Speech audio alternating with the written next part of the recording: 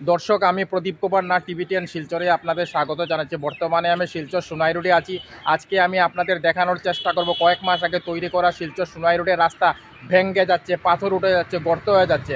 আমি সমস্ত খবরাখবর গ্রাউন্ড জিরো থেকে তুলে ধরার চেষ্টা করব। কোনো চ্যানেলে খবরাখবর করে নাই, তাই টিভি10 শিলচর ভাবলো এটি মানুষের উপকারের খবর, তাই আমি খবরাখবর করতে বাধ্য হয়েছি।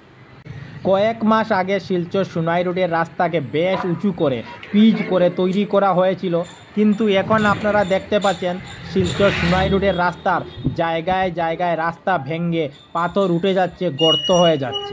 কোনো চ্যানেল এই খবরাখবর করে নাই, তাই টিভি10 শিলচর ভাবলো এটি মানুষের উপকারের খবর, তাই আমরা খবরাখবর করতে বাধ্য হয়েছি।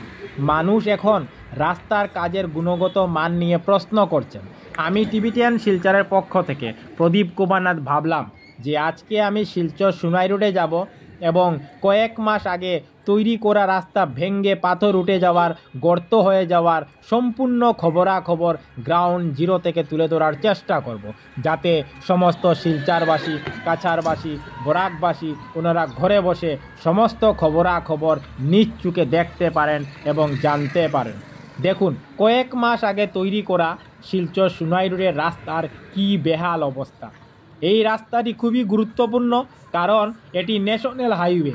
প্রতিদিন হাজার হাজার মানুষকে এই রাস্তা দিয়ে মিজোরামে যাতায়াত করতে হয়, তাই এত গুরুত্বপূর্ণ রাস্তার এই রকম বেহাল দুর্দশা খুব দুঃখজনক, খুব লজ্জাজনক বিষয়। আমি সমস্ত খবরাখবর দেখানোর চেষ্টা করছি।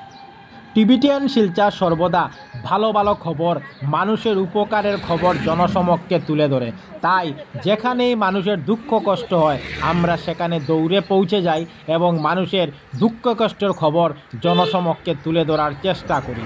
দেখুন কি বেহাল অবস্থা শিলচর সোনাই রোডে।